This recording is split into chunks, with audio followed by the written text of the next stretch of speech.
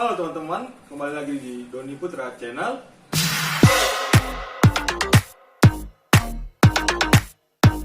Baiklah teman-teman, pada kesempatan kali ini saya akan membahas materi tentang korupsi. Apa yang dimaksud dengan korupsi? Korupsi adalah suatu tindakan yang menyimpang dari norma masyarakat yang dilakukan oleh seseorang untuk memperoleh keuntungan pribadi tetapi merugikan orang lain. Korupsi biasanya terjadi apabila seseorang memiliki suatu jabatan tetapi menyalahgunakan jabatan tersebut untuk mencari atau memperoleh keuntungan pribadi. Baiklah teman-teman, saya akan menampilkan atau menyampaikan informasi yang mengenai tentang korupsi. Baik teman-teman, pada kesempatan ini yang pertama kita akan bahas tentang bentuk-bentuk dari korupsi. Bentuk-bentuk dari korupsi itu yang pertama adalah bentuk suapan.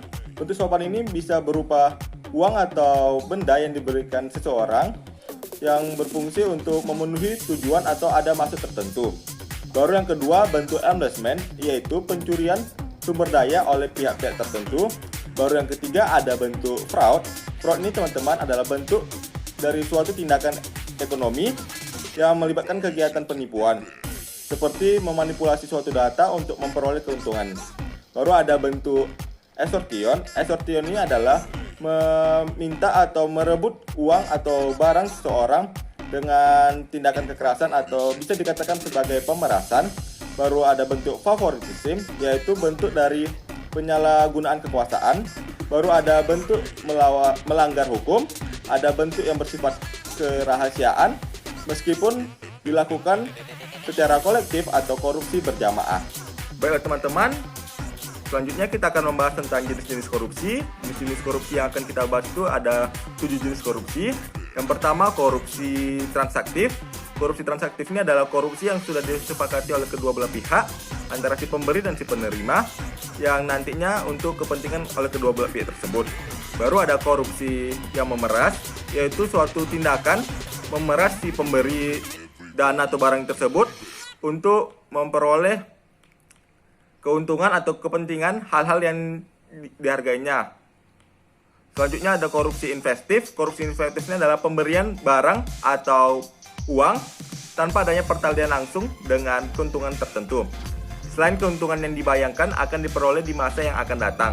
Selanjutnya ada korupsi perkerabatan, yaitu penunjukan yang tidak sah oleh seseorang agar keluarga atau kerabatnya ini dapat menduduki suatu jabatan di pemerintahan. Baru ada korupsi defensif, yaitu korban korupsi dengan pemerasan. Korupsinya adalah dalam rangka untuk mempertahankan diri. Selanjutnya ada korupsi autogenik. Korupsi autogenik ini teman-teman adalah korupsi yang dilakukan oleh seorang diri. Baru ada korupsi dukungan, korupsi yang dilakukan untuk memperkuat korupsi yang sudah ada. Baik teman-teman, setelah kita membahas bentuk dan jenis dari korupsi, kali ini kita akan membahas faktor-faktor penyebab dari terjadinya korupsi tersebut teman-teman. Faktor-faktor itu ada terbagi atas dua ya teman-teman. Yang pertama faktor dari internal dan faktor eksternal. Faktor internal tersebut adalah faktor yang berasal dari diri seseorang. Faktor tersebut terbagi atas tiga, yaitu sifat rakus, yang kedua gaya konsumtif, dan yang ketiga moral yang kurang kuat. Yang pertama itu sifat rakus. Sifat rakus ini adalah sifat yang dimiliki seseorang apabila ia tidak mensyukuri tentang apa yang sudah dipunyainya sekarang, sehingga ia melakukan segala hal untuk mencari keuntungan yang berlebih agar rasa puasnya itu terpenuhi teman-teman. Baru yang kedua sifat konsumtif. Sifat konsumtif ini adalah sifat konsumen atau sifat orang pada saat zaman era globalisasi ini yang dimana ingin mengkonsumsi atau ingin membeli sebuah barang sehingga dia ini harus membutuhkan dana yang banyak untuk memenuhi keinginan dia tersebut sehingga dia akan melakukan kegiatan dari korupsi. Baru ada juga moral yang kurang kuat. Moral yang kurang kuat ini yang terdapat pada seseorang inilah yang mengakibatkan seseorang tersebut mudah tergiur atau mudah terhasut atas keuntungan yang diperoleh walaupun keuntungan tersebut dilakukan atau diperoleh dengan kegiatan-kegiatan haram seperti korupsi teman-teman. Setelah dari faktor internal, kali ini kita akan membahas tentang faktor eksternal. Faktor eksternal yang pertama adalah politik, yang dimana dalam suatu organisasi politik ini seringkali ditemukan banyaknya kecurangan dari atasan sampai bawahan. Selanjutnya adalah hukum. Ya, kegiatan hukum pun dapat memunculkan suatu kegiatan pencurangan yang dimana karena banyak orang-orang yang struktural yang mampu memunculkan permainan-permainan baru, dan juga kegiatan hukum tersebut tidak berjalan dengan murni, tetapi dapat dimanipulasi oleh orang-orang tertentu. Selanjutnya yaitu faktor ekonomi, yang dimana apabila seseorang memiliki gaji yang kecil, ia akan berusaha untuk memperoleh gaji yang banyak, yaitu dengan cara korupsi untuk memenuhi semua kebutuhan dia. Selanjutnya adalah faktor organisasi. Faktor organisasi ini memiliki beberapa aspek. Yang pertama, kultur budaya, baru pimpinan, baru manajemen dalam organisasi tersebut. Baiklah teman-teman, setelah kita membahas tentang faktor penyebab dari korupsi, kita akan membahas dampak dari kegiatan korupsi tersebut. Dampak yang pertama dapat kita rasakan di bidang ekonomi. Yang pertama dapat kita lihat yaitu, yang pertama, menurunnya pendapatan dari nasional suatu negara. Hal ini terjadi karena banyaknya dana-dana yang dikorupsi oleh pejabat-pejabat sehingga menghasilkan pendapatan nasional yang rendah. Baru yang kedua, rendahnya kualitas dari produksi suatu negara. Yang ketiga, lambatnya pertumbuhan ekonomi suatu negara. Yang keempat, kurangnya kepercayaan investor untuk berinvestasi di negara tersebut karena di negara tersebut memiliki banyak kegiatan korupsi. Baru juga keterbelakangan perekonomian negara. Selanjutnya dampak yang dapat kita lihat yaitu di bidang sosial dan kemiskinan masyarakat. Yang pertama, tingginya tingkat pengangguran masyarakat karena dana-dana yang aturannya dialokasikan untuk membuat lapangan pekerjaan malah dikorupsi untuk kepentingan pribadi. Yang kedua, keterbatasnya akses bagi masyarakat yang dimana dana tersebut yang aturannya digunakan untuk mengiklankan sebuah pekerjaan atau lowongan pekerjaan malah digunakan atau malah dikorupsi yang jadinya akan berdampak kekurangan informasi tentang lowongan pekerjaan bagi masyarakat, baru kurangnya rasa solidaritas. Yang selanjutnya dampak yang bisa kita lihat pada kehidupan kita sehari-hari yaitu di dampak korupsi terhadap aspek politik dan demokrasi, yang dimana hilangnya kepercayaan masyarakat terhadap organisasi politik tersebut apabila di dalam organisasi politik tersebut terdapat banyak sekali kecurangan berupa korupsi ataupun hal-hal lainnya. Baru munculnya pemimpin yang korupsi apabila di dalam organisasi tersebut sudah terdapat kegiatan korupsi, tidak menutup kemungkinan bahkan ada munculnya pemimpin yang akan melakukan kegiatan korupsi juga.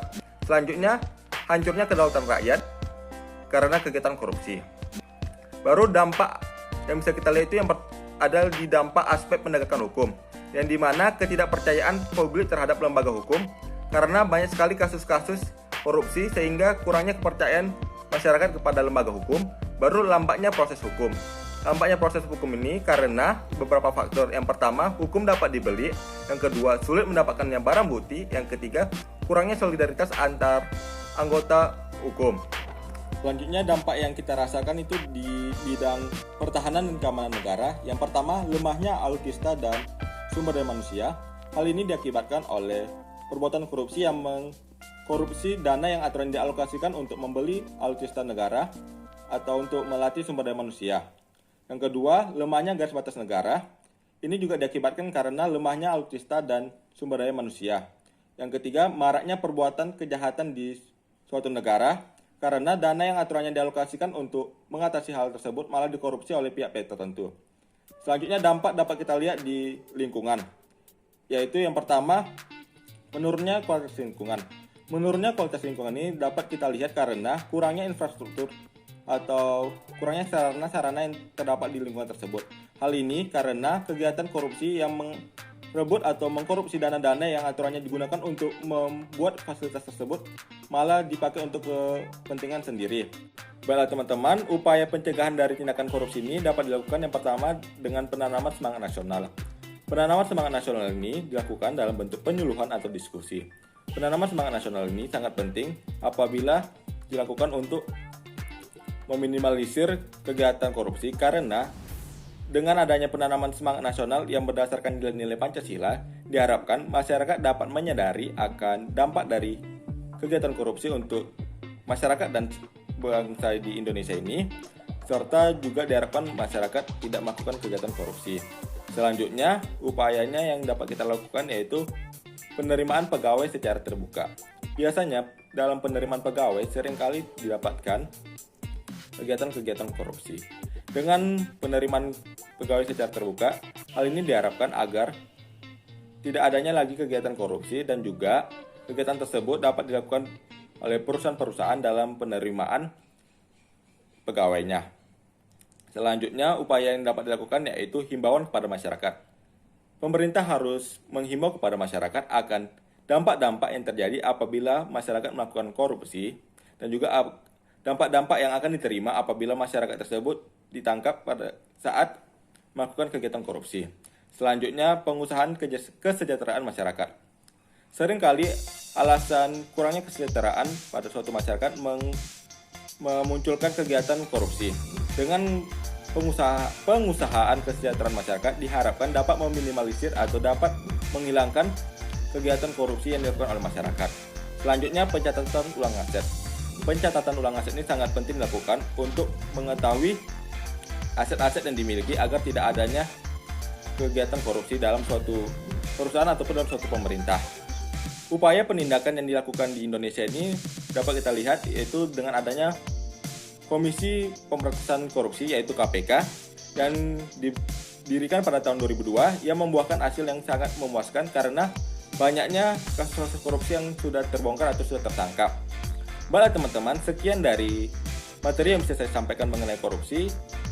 Apabila ada terjadi kesalahan kata ataupun kekurangan dalam materi, saya mohon maaf, saya ucapkan terima kasih.